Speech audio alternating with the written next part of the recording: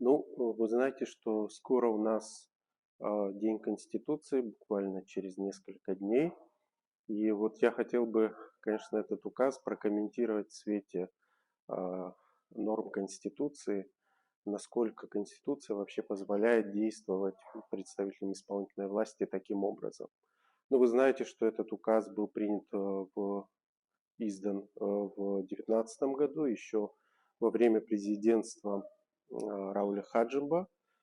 И сейчас, буквально несколько дней назад, он был дополнен положениями, которые вводят дополнительные требования к представлению международными организациями информации о своих партнерах, с которыми они осуществляют совместные программы на территории Республики Абхазия. Но мне кажется, что таким образом а, Министерство иностранных дел получает доступ к той информации, которой так владеет уже, например, тот же Минюст, та же служба государственной безопасности, другие контрольные органы, налоговая инспекция и так далее. И мне кажется, что Министерство иностранных дел очень серьезно вмешивается в компетенцию совершенно иных органов исполнительной власти. И в целом по этой причине очень сложно назвать эти изменения соответствующими законодательству, соответствующими Конституции. Я не зря вот вспомнил о Конституции, потому что указ принят президентом. Понятно, что исходный указ он принят президентом, был принят президентом Раулем Хаджимба, но вот действующая власть также вдыхает в него новую жизнь.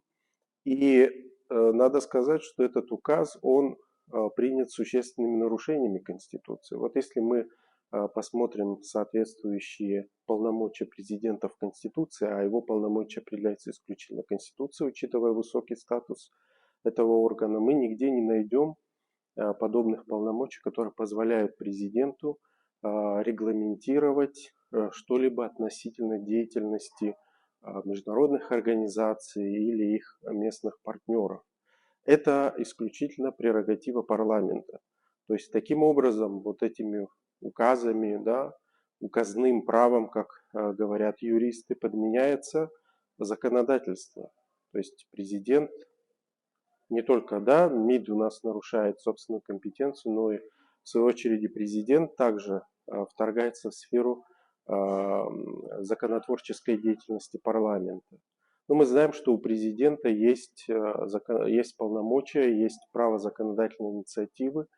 Если уж президент считает, что эта сфера деятельности международных организаций на территории Абхазии должна быть регламентирована, она должна быть регламентирована, естественно, то это надо делать не на уровне подзаконных актов, это надо делать на уровне законодательства.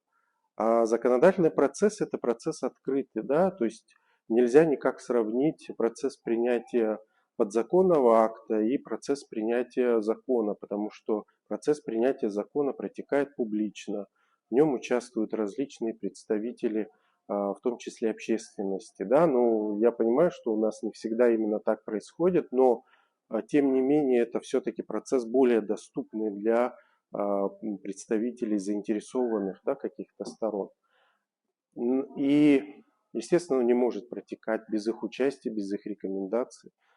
А если мы говорим о принятии подзаконного акта, то, естественно, этот документ принимается исключительно там одним должностным лицом.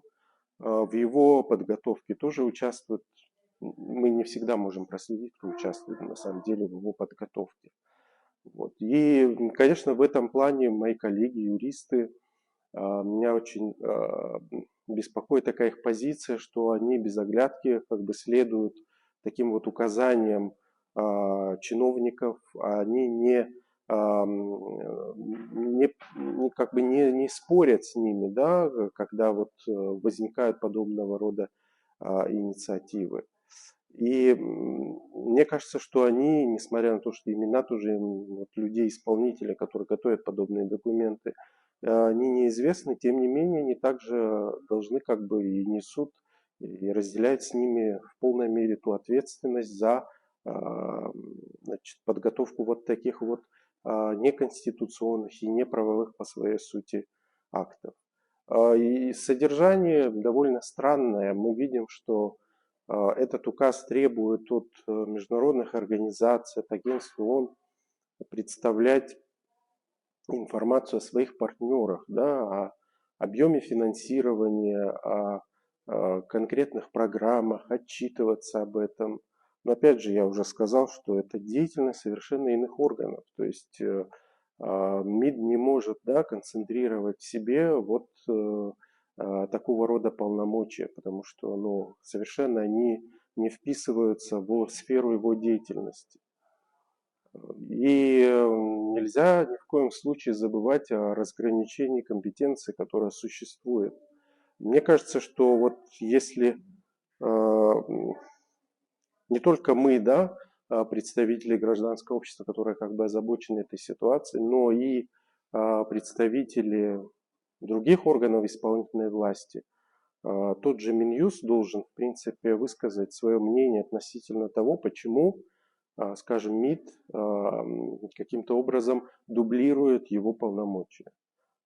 Почему МИД дублирует полномочия Министерства по налогам и сборам, да?